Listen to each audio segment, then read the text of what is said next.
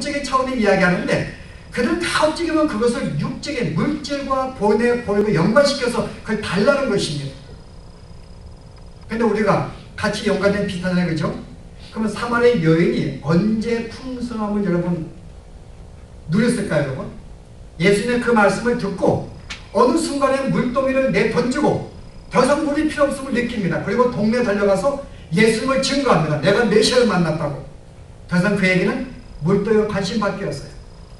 우리가 알기로 이미 그 여인은 예수님으로 말미암아 그 마음속에 영혼의 풍성함을 이미 누렸습니다. 더 이상 물동이가 필요 없는 거예요. 그래서 버려두고 달려갑니다. 그 여인이 언제 그 마음을 갖게 됐을까요? 성경을 자세히 보시면 그 답이 나옵니다. 언제요? 이 여인이 언제 여러분? 언제 갑자기 순간에 정말 예수님은 나의 풍성한 것을 내가 인식을 하고 그것을 순간 만족해서 물동에 버려두고 자기 모든 삶을 내버려두고 동네에 달려가 예수님을 증거했을까요, 여러분? 그게 어떤 계기가 있었는데요? 생각해 보셨는가요? 여러분이 보시면은 한 가지 계기가 우리 유추할 수 있습니다. 마지막 대화가 뭐였어요? 그 여인이 물동이를 버려두기에 발에 마지막 전에 대화가요. 내 남편을 데려오라. 내가 남편이 없습니다. 내 말이 맞다. 여러분, 그때 여러분 이 여인이 어떤 생각이 들었을까요? 그 여인이 발견한 것. 제가 이 말씀을 유추해 볼 때는 그의 삶의 비참함, 자기의 삶의 현실을 보았다는 것입니다. 아, 내가 진짜 나에게 필요한 것이 그게 아니라 나의 삶이 뭐냐 그 말이에요. 내가 남편을 얻어서 만족을 얻으려고 했는데 계속 만족을 얻지 못하고 5명의 남편을 얻었어도 여전히 내 마음에 갈증이 있습니다. 이 남편과도 행복하지 않습니다.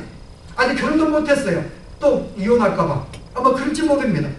자기 삶의 순간에 삶의 자기 현주소를 바라보게 됩니다. 그리고 비참함, 그리고 좌절감, 더 이상 자기가 어찌할 수 없는 자기의 삶. 여러분, 그 삶을 분명히 저는 보았다고 믿습니다. 그렇기 때문에 제가 말하는 것은 오늘 자기의 비참한 삶을 바라보는 그 순간에 더 이상 자기를 포기하게 되어 있습니다. 보지 않는 사람은 자신을 포기 안 해요. 여러분이 얼마나 무능력한지, 내가 얼마나 취할 가운데 있는지, 내가 얼마나 못났는지를 여러분이 발견하지 못하고 인식하지 못하면요, 여러분 주님을 붙잡지 아니합니다. 정말 내가 이런 존재였구나. 그러므로 주님 긍휼히 여기세요. 여러분, 이게 정상입니다. 그런데 자기가 얼마나 비참한 하나님을 떠난 저주받은 그런 저주의 죄인인 것을 실감하지 못하는 사람은요, 여러분 그런 구세주를 붙잡을 수가 없습니다. 정말 삶이 얼마나 비참한지를 경험하지 못하는 사람은 여러분 어떤 소망을 붙잡지 아니합니다. 사람들이 왜 주님을 간절히 붙잡지 아니하는가 하면은 여전히 자기에 대한 기대가 있어요. 나는 이 정도의 능력과 외모와 실력이 있던 자기를 기대하는 마음이 있으면 여전히 주님을 붙잡지 않습니다. 그래서 정말 죽음의 문턱까지 가본 사람만이요 생명기함을 합니다. 그래서 한번 자살을 시도하다가 그 자살을 실패한 사람은 거의 자살을 시도하지 않는다 그러잖아요. 죽음의 문턱에 가본 사람이 그때서야 생명의 귀함을 안다는 것입니다. 오늘 이 사마리아 여인은 실제 예수님의 남편의 자기의 근본적인 감추었던 삶의 비참한 상태를 거기에 지적해 주었을 때 그때야 정말 나에게 가장 필요한 것이 무엇인가? 남편이 아니요 어떤 물질이 아니라는 거죠. 정말 무엇인가 내 영혼에 풍족함을 줄 수 있는 바로 그분, 그 메시아를 붙잡는 순간에 그는 더 이상 물질에 구애받지 않는 물동이를 버려두고 동네에 달려가 예수님을 증거하는 그 여인이 된 것입니다. 오늘 그걸 말하는 거예요. 오늘 왜 우리가 풍성한 삶을, 내가 예수를 믿으면 풍성한 삶을 우리에게 주신다고 했는데 왜 내가 경험하지 못하는가? 아직도 내가 철저하게 얼마나 주 앞에 하나님께 버림받은 죄인인 것을 내가 인식하지 못할 때에는 나에게 생명을 주시는 주님을 우리는 바라볼 수가 없는 것입니다. 그리고 한 일마다 이 땅의 모든 삶이 고통이요 실패요 어두움이요 모든 좌절이고 멸시고 정말 삶의 어려움을 느껴보지 않는 사람은요 이 모든 삶에 풍성함을 주신 주님을 붙잡을 수가 없는 것입니다. 그런데 이 사마리아 여인은 그런 삶을 발견했기 때문에 오늘 예수님을 붙잡게 된 것입니다. 여러분, 오늘 이것이 바로 풍성함을 왜 받지 못하는가 문제입니다. 실제 우리들의 삶 속에서 진실로 우리가 얼마나 죄인지를 여러분들이 인식하지 못할 경우에 여러분이 나에게 주신 풍성함이 뭔지를 우리는 아직도 발견하지 못합니다. 정말 여러분의 사업 속에서, 삶 속에서 실패하고 좌절하고 계속 넘어지지 아니하면 결단코 여러분 주님을 붙잡지 아니하고 주님을 붙잡는 순간에 그를 통해서 얻는 풍성한 것을 경험할 수가 없다는 거예요. 오늘 이것은 사도 요한이 그들에게 말하는 것입니다. 정말 풍성함을 너희 누구 있나 그 말이에요. 우리가 조금 더 발전시켜 볼까요, 여러분? 오늘 여기에 예수님께서 이릅니다. 분명히 오늘 너희가 하나님이 너희를 이끌지 아니하면 나에게 보내주신 자만이 라고 계속 말하고 있습니다. 근데 주님이 오늘 설교 가운데 그래요. 만약에 네가 나에게 와서 나를 믿으면, 네가 나를 믿으면 더 이상 목마르지 않는다. 근데 주님은 마치 그들에게 선택하는 분을 줘요. 너희가 온다면, 너희가 나에게 와서 믿으면은 내가 풍성한 삶을 주실 것이다. 여러분 어때 이 내용이요? 우리가 그럼 예수님께서 그 말씀을 듣고 내 마음을 열고 주님을 믿는 순간에 풍성함을 경험할 수가 있는가? 여러분 그런 차원이 아닙니다. 오늘 이것은 믿음은 그렇게 정의하고 있지 않아요. 여러분이 예수를 나의 구주인 것을 인식하는 그 순간은 여러분의 어떤 존재를 발견하게 되고 얼마나 비참한 상태에 알게 되고 그때 주님을 붙잡고 주님을 통해서 풍성함을 누릴 수가 있습니다. 그런데 주님의 나의 구주인 것을 인식하지 못하면 구주를 인식하지 못한다는 것이 믿지 않는 것은 아닙니다. 내가 주님을 인식하지 못했어요. 그렇다고 하나님의 자녀가 아닌 것은 아닙니다. 굉장히 말이 어렵죠, 그죠? 쉬운 건데 여러분이 생각을 안 하셔서 그래요. 쉽게 설명할게요. 제가 지금 아이가 있습니다. 제가 지금 사장이에요.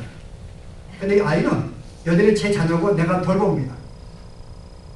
아니 어제 제가 설교를 제가 준비하는데 마지막에 내가 아기를 내 가지고 없는가? 아니구나. 네, 거짓말 할 뻔했네, 그죠? 아니 아침에 깨서 이제 뭐 아무래도 뭐 말씀을 보다는 주 앞에 영감된 기록이기 때문에 우리가 영감이 필요하죠. 하나님의 감동이 필요하죠. 주님 오늘도 주의 성도들의 감동을 저에게 다 감동을 주시고 보다 말씀에 뜨거움을 주시고 또 말할 때 성령께서 감동을 주셔서 근데 애가 울잖아요. 근데 그 집사람은 울지 말라고 부엌했고 그 제가 애를 안고 기도했어요. 한 30분 정도 하나님. 애가 애기지만요. 그 애가 부모가 있기 때문에 애가 울면 안아줍니다. 이 아이가 여러분 깨달아요. 아 우리 부모는 이런 분 인식하지 못하면 근데 여전히 내가 그 아이를 돌보고 있어요. 언제까지요? 그 아이가 성장할 때까지는 부모가 누군지 잘 모릅니다. 얼마나 회당이 얼마나 특권이 놀라운지 얼마나 돈이 많은지 이걸 인식하지 못해요. 그렇다고 그 애가 내 자녀가 아닌 게 아닙니다. 내가 전에 그를 돌아보고 그를 지켜주고 그를 보호해줘요. 그러나 그는 내가 가진 풍성함을 인식하지 못합니다. 그래서 그런 즐거움이 적어요. 근데 언제 깨달을까요, 여러분? 그 애가 이제 점점 알죠. 고등학생, 중학생, 고등학생, 대학생 되면은 아 우리 아버지가 이런 분이구나 그러면서 점점 아버지를 알수록 내 마음속에 풍성함을 느낍니다. 그러나 그것을 인식하지 못할 때는 여전히 모든 것을 가진 자의 자녀지만은 그를 전혀 인식하지 못해요. 내 아버지가 이런 분이구나 인식하는 순간 그때부터 그에게는 풍성함을 누릴 수 있는 특권을 누리게 되는 것입니다. 오늘 그 말씀하고 있는 거예요. 이미 여러분들이 주님은 우리를 이끌어주신 거 언제부터요? 아브라함의 경우에 하나님은 갈대 우리에서 그를 나오라고 명합니다.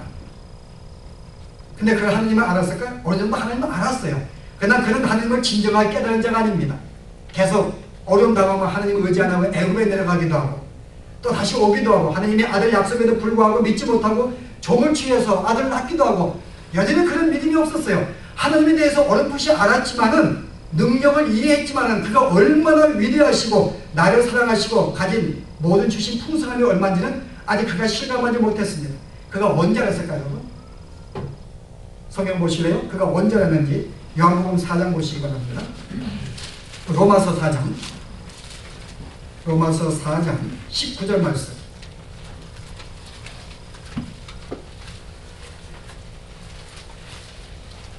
그가 100세가 되어 19절입니다. 자기 몸에 죽은 것 같음과 사라에 태어 죽은 것을 같음을 알고도 믿음이 약해지지 아니하고 믿음이 없어 하나님의 약속을 의심치 않고 믿음이 견고하여 저서 하나님께 영광을 돌리며 약속하신 그것을 또한 능히 이루실지를 확신하였으니 그러므로 이것을 저에게 의로 여기셨느니라. 언제요? 그가 거의 100세가 되어서 야 그래 나는 지금 나을 수 없는 몸의 상태지만 하나님이 약속해 주었기 때문에 난 분명히 그 말씀을 믿습니다 라는 걸 믿었기 때문에 그것으로 그에게 의로 여겼다는 것입니다. 그럼 그전에는요?